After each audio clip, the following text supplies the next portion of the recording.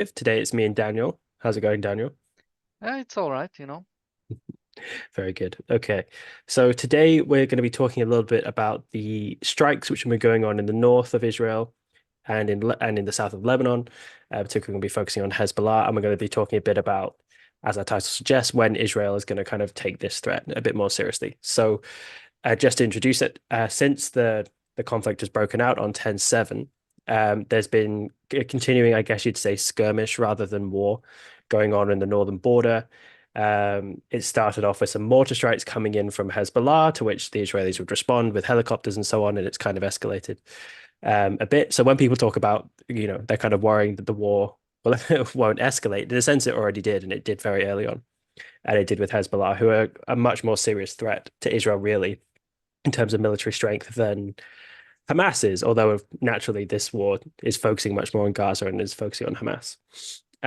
But in recent days, there's been increasing strikes from Hezbollah, which has prompted hellfire, as it was reported in the news, against them, but from the Israelis. So we're going to focus on this a little bit. So, Daniel, why don't you kind of introduce it a bit more for us? Yeah, I think w when it comes to specifically why Israel has to respond and should have responded already much stronger is the fact of what was supposed to happen.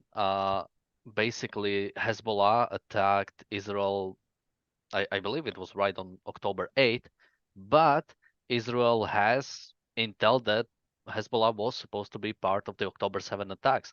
Hamas and Hezbollah were in talks about basically attacking them together. The only reason why it didn't happen is there was either miscommunication or they didn't completely agree on when it was supposed to happen. So when Hamas attacked, before Hezbollah could fully get ready, US of course sent the aircraft carrier, and that to at least larger than scared off Hezbollah. I mean, they still did attack, but they didn't do a full-scale war. I mean, people in Lebanon expected the leader of Hezbollah basically to come out and join Hamas in the war, but he came out and basically said, "This is Hamas's war. This is not our war."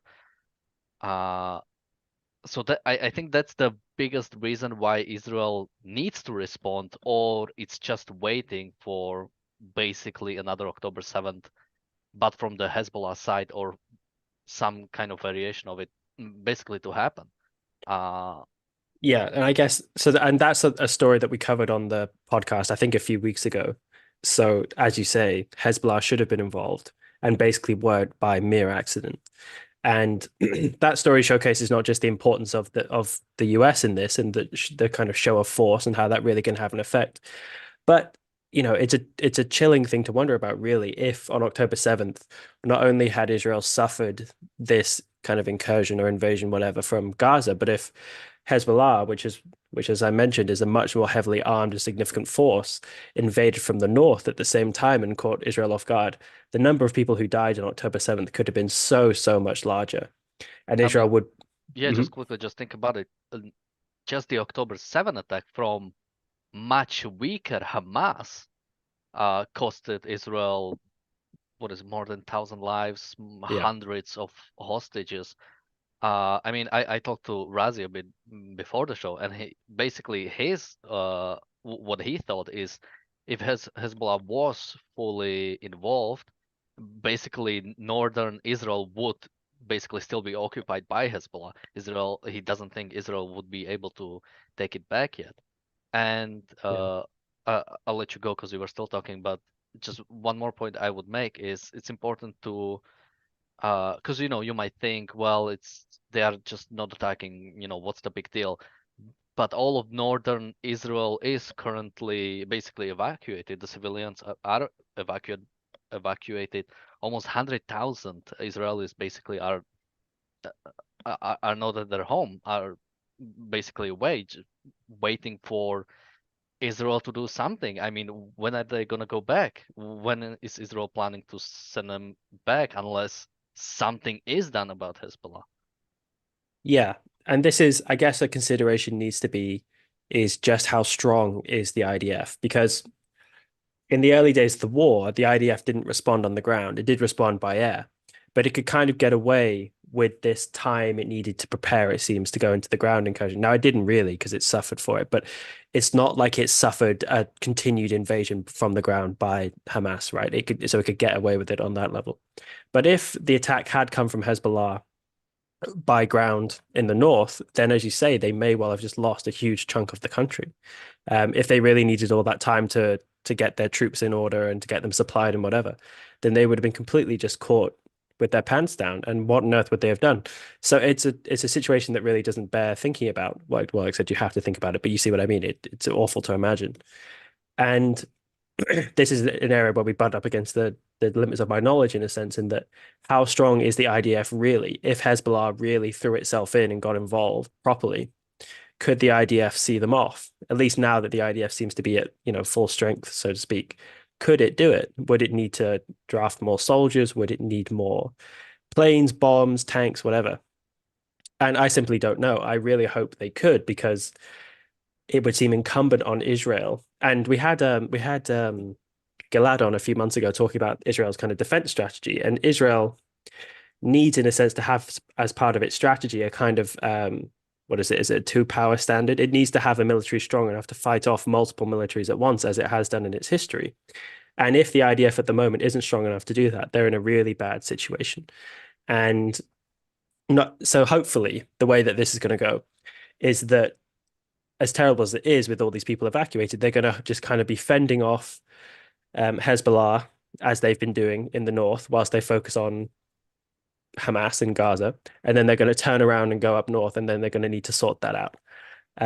Now, I'm not holding my breath that that's what they're going to do, but with how it's going at the moment, that's probably the best case situation. Um, but if not, then they've just got this enemy brooding on the northern border who's stronger and who is kind of just has just as much appetite to do it as Hamas do. And if they don't deal with this, as with all of their other problems, then they're just brewing up problems for the long term. And these aren't just problems like we brew up in the West, which are causing real but bad consequences, like kind of economic consequences that we just try not to think about. This is going to be real military response that they have to deal with. So they really can't afford, in a real existential way, to just plug their fingers in their ears and hope this problem goes away. Yeah, I mean, so they're not completely passive in the north. I mean, I think this news came out just like an hour ago. Apparently, a high official, military official in Hezbollah was killed in an overnight strike, with Hezbollah basically warning Israel that it's gonna pay a heavy price, and has retaliated with uh, some rockets from their side. But yeah, this is what is keep happening, this sort of tit for tat, uh, both sides and a couple things while nothing really happens. Uh, Yeah, I it's a skirmish so far. It's not like a real war. And if it's because the IDF is too weak to do both at once, then I guess that's understandable, although that's a bad state of affairs to be in.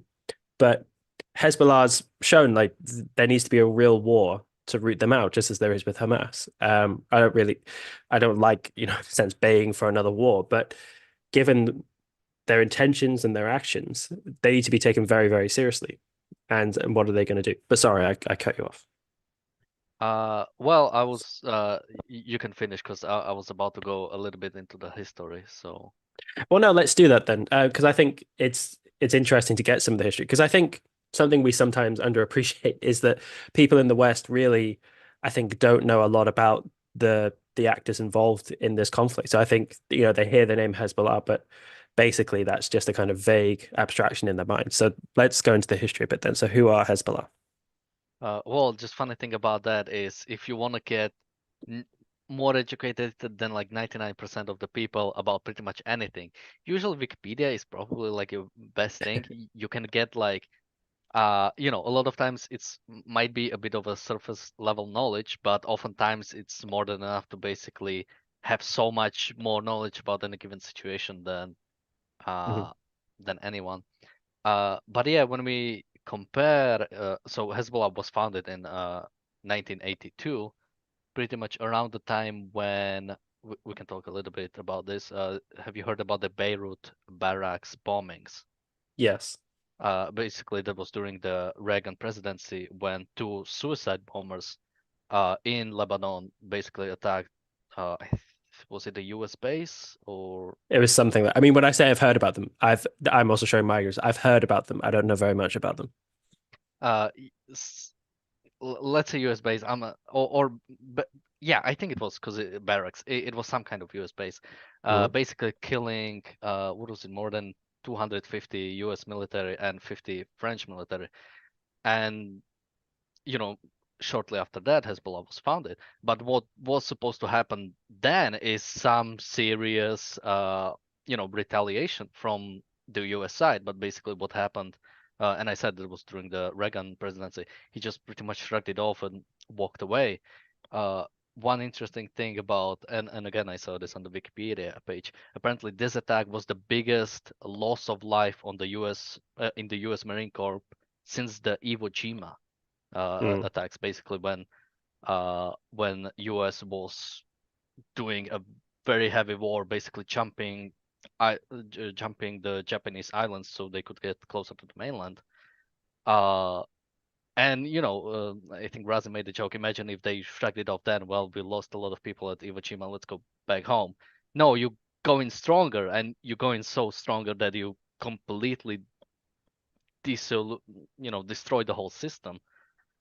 Um, So, Yeah. anything you want to say on that Well, before I go? just so I guess generally, although I don't know much detail about the Beirut Barracks bombing, basically what you get in the 1980s are groups of military or paramilitary Islamist organizations popping up who are consciously modeling themselves after the 1979 Iranian Revolution. And so that's something that Hamas does later in the decade, but that's something that Hezbollah is doing early on. So Hezbollah literally means something like the party of God or something like that. So it's religious explicitly and is explicitly linked with the Ayatollah Khomeini as well. Yeah, So the Iranian Ayatollah, I believe, is considered like a spiritual leader of Hezbollah, basically.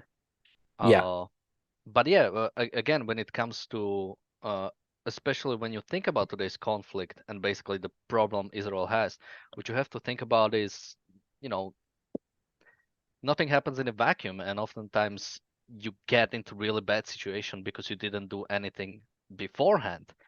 It's not like Hamas. This is the first time Hamas attacked Israel, or it's neither the first time Hezbollah attacked Israel. It's not even the first time Israel was at war with basically Lebanon. There was the 2006 Lebanese war when Israel had a chance to do something about Hezbollah, but it did basically what it did every other time when Hamas attacked Israel. Basically, they maybe went in, or more likely they just did some small scale attack and basically walked away after that. Did some hostage negotiations and yeah, basically waited until something like October 7th Mm. happens. Yes. So I think what October 7th has shown the West, I mean, well, could show the West if they were willing to pay attention to it. And I think it's really a minority of people who realize this, is the importance of retaliating to warlike actions in effect. So when an enemy treats you with force, the necessity of being very strong in your reaction. And the people who I think could learn from this would probably hear me say that and think, yeah, of course we do that. And the people who I have in mind are kind of mainstream politicians. So if I just said that as I said it there, they would think, yes, I agree with that.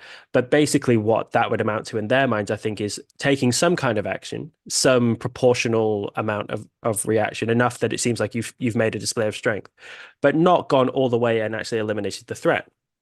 So if you look at Israel's previous incursion or previous responses to attacks by Hamas, whether it's in 2021 or whichever one you want to pick, there is a definite response there, but it isn't the objective.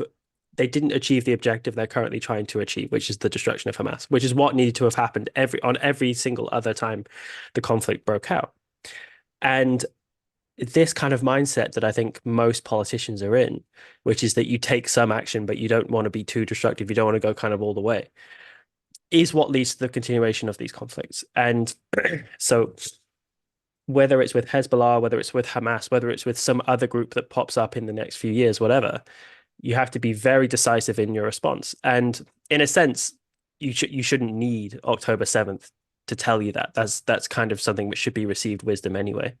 But clearly there's a way that people get into thinking about it. And I now have a politician in mind who I heard speaking about this of kind of like a trade-off mentality. So, oh, so Israel needs to show some strength in responding to this to show that it needs to be taken seriously and it can't just be attacked. But then on the other hand, it doesn't want to go overboard and kill too many innocent people and so on and so forth. And when you get into that kind of trade-off mentality, then what you're actually trading off against each other is Israel's long-term security and stability, and then the lives of people in another country, in effect. And that's a really disastrous mindset for a politician from the country that is the victim, basically, that is the country that's been attacked to be in. Yeah, I mean, one thing we definitely should have, and I have kind of 2 points to make. One thing we definitely should have learned, at least after the Second World War, is appeasement never really works because it's never, I mean, when it comes to dictators or when it comes to people who want to kill you, who want to completely get rid of you, who basically want to genocide you, there is no appeasement. It's only going to help them. I mean, you could try whatever you want. It's always gonna continue. And something that's the another point, something that is really, I'm not sure if sad is the right word, but unfortunate is the only time when countries, and we could even see it in the history of Israel, actually do respond fully is when they are actually at when there is actual existential threat to basically the whole existence of Israel. So we can think about the basically founding of Israel in 1948, you could say, or later in the 68 war, 67 war, 67. uh, 67. Uh, when it was when Israel was actually at an existential threat, it did respond incredibly well and Hmm. very quickly and very much demonstrably showed its strength and showed basically that it's you cannot mess with it because it will defend itself.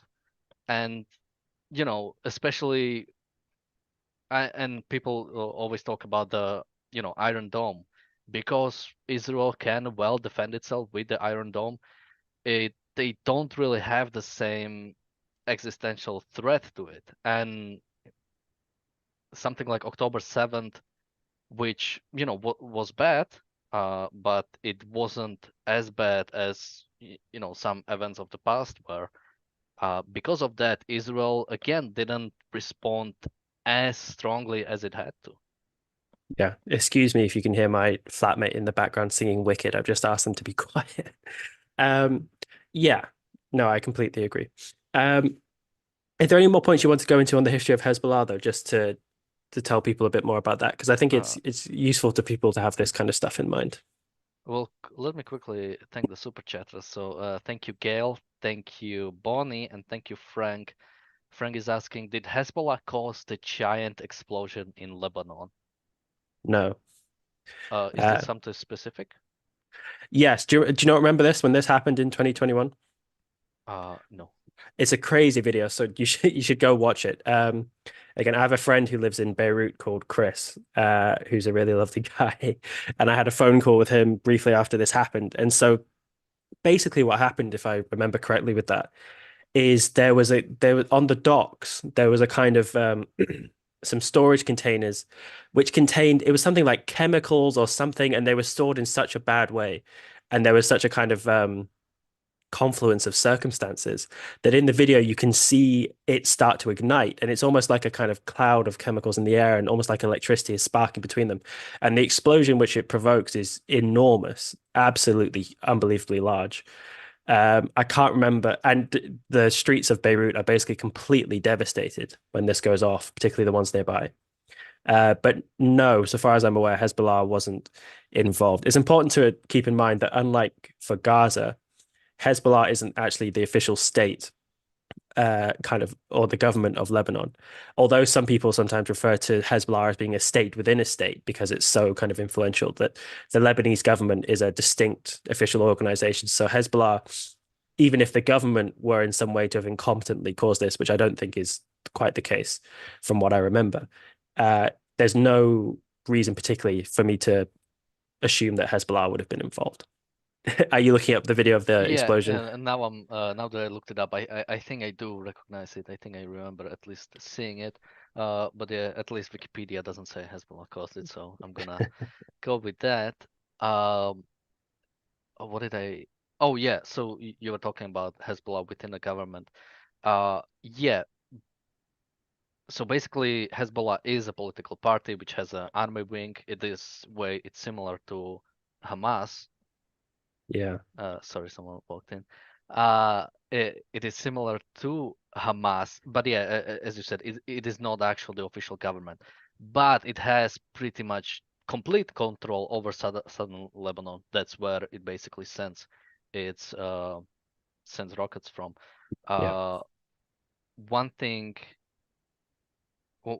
one thing to maybe even point out while we're talking about it, when it comes to Houthis, it's similar to Houthis. Houthis are not the official government in Yemen, uh, because Yemen is currently in a civil war, but Houthis control large area in Yemen, specifically in the west, where they again can attack the shipping lines. Yes, that's true. Pretty much all of these groups, if they aren't the government, they aspire to be the government. Chris rather charmingly described to you once how the Lebanese government works, which is that there's a president who's really old and he sleeps a lot, and everyone else sort of stabs people in the back and does things.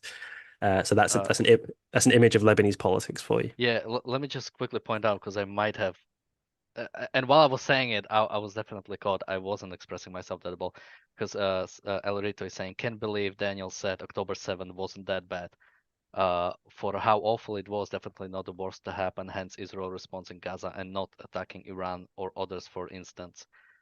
Did you Uh, say it wasn't that bad? I didn't catch that if you I did. yeah, I think I did say it. Basically. I'm trying to express myself. It was a horrible tragedy. I'm not like trying to put down, but basically, from Israel's perspective, and when comparing it to, let's say the 48 or the 67, it wasn't like existential threat to Israel, and I think that's why, or I'm suspecting that might be one reason why Israel is lacking in the response. Mhm.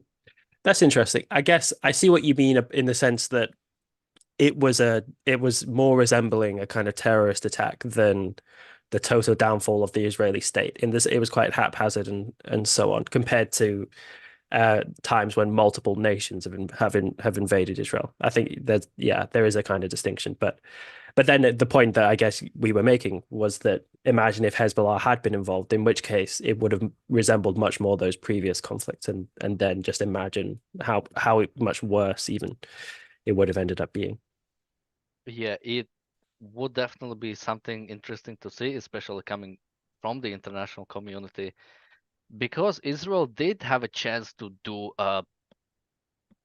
did have small window to basically do like a big action when it basically would have at least some of the international community behind it. But basically, the longer it waits, the more uh, sort of allies or sympathy it's losing. Yes, well, and we see that very much now. Unfortunately, we've spoken a few times on the show about David Cameron and how he has behaved since he stepped into the role of the UK Foreign Secretary. And although so since he once he became foreign secretary, he sort of started upping the pressure on Israel. He's very much upped it in recent days. He's not only said these things about the Palestinian state, but he's openly criticizing Israel in the press, basically. He's not just making the kind of half not snide, but the suggestive kind of comments that Western leaders normally make. He's kind of stepping up with open criticism in a way that's really going to harm Israel, particularly since Biden is kind of speaking in unison, and probably given the authority, probably more he's speaking in unison with Biden. And so the UK and the US, who are some of Israel's major allies, particularly the US, doing this is really, yeah, it's really going to undermine them. And as we say, the longer this ticks on, we can only expect that to increase even more. All right, should we wrap up? I don't think I have much else. No, sure. Do we have any other super chats or comments or anything like that? Uh, no. Although now El Rito is saying, of course you're not downplaying it. October 7th was not an existential threat. So I don't know what's like alignment of El Rito, because I feel like if he's, if he's maybe from the Palestinian side, if he's saying it's not an existential threat, I feel like he is now downplaying it. So I just wanna make sure we're like uh No, I clear think on the tragedy it was, and basically, yeah, it was never supposed to happen, and it could have been prevented many times a long time ago.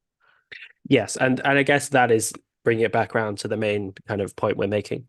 Um, the more the degree to which Israel doesn't respond decisively to any of these incidents in its past is the degree to which it stores up more of these events for its future. And that's basically, I think, the main reason why it needs to act so decisively now. Because in a sense, as you say, although you don't want to compare it, some of the responses from some of the attacks Israel has suffered from the past have, in a sense, been larger in scale with nations invading them. Well, And there's never been like a single day, and mainly because it wasn't as bad in the past, mainly because Israel was able to oftentimes prevent it. It mm, didn't wait until, I mean, especially with the Six-Day War, it didn't wait until some tragedy was going to happen. It knew something is going to happen and did everything to basically prevent it. So, yes, and basically similar thing had to have happened. I mean, uh, they must have knew something like October 7th at some point was gonna happen. Maybe they don't know at what day, but it definitely was gonna. And the longer you wait, the harsher it's gonna be, and the even more surprising it's gonna be. yeah. Well, the thing that we know is that with the story about Hezbollah's involvement was that this was being planned ever since the ceasefire in 2021, and that Yahya Sinwar, who was released by Israel in 2021, was heading this up. So we know that it's been going on. There was the story a few weeks ago about, I think it was some female IDF soldiers on the border or something who were trying to warn the higher ups, who were ignored. But as you say, even these soldiers shouldn't have had to have been warning their higher ups that this was going to happen. It's something that should be entirely expected, and in a sense probably was. And there was just, in a sense, a kind of negligence, which is where the real criticism deserves to be. But anyway, we should probably wrap up because the reality show is starting in a few minutes. Let me just quickly say thank you, Jonathan, for your super chat. Cool, fantastic. How much was it? $199. Well, very good. Okay, thank you, Jonathan. But all right, everybody, the reality show Let me start. just quickly, because we have and I'll wrap it up. Bonnie is asking in the member chat, wish I knew more if Hezbollah was totally separate from Lebanese army, and is there a civil war in Lebanon? As far as I'm aware, uh, basically Hezbollah is part of the government. It's not in the civil war, but also Hezbollah has its own like militant. It's like a militant group, so it's basically controlling the southern Lebanon. But as far as I'm aware, there is no like actual like uh hostilities between Hezbollah. Like I said, Hezbollah is actually in the government. It is not the government, as Hamas is a de facto government in Gaza.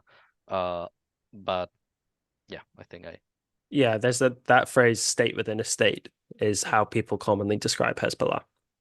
But the president is distinct from like Hezbollah has a political party, and they sit in the parliament, but they're not the executive itself, as I understand it. All right, let me wrap this up. We have the reality show coming up in about 10 seconds. Let me just quickly give you guys a YouTube link. And we'll see everyone there, and we'll see also Morgan there in just a couple of seconds. Thank you, Cool. everyone. Thank you, Morgan, and bye bye. See you later.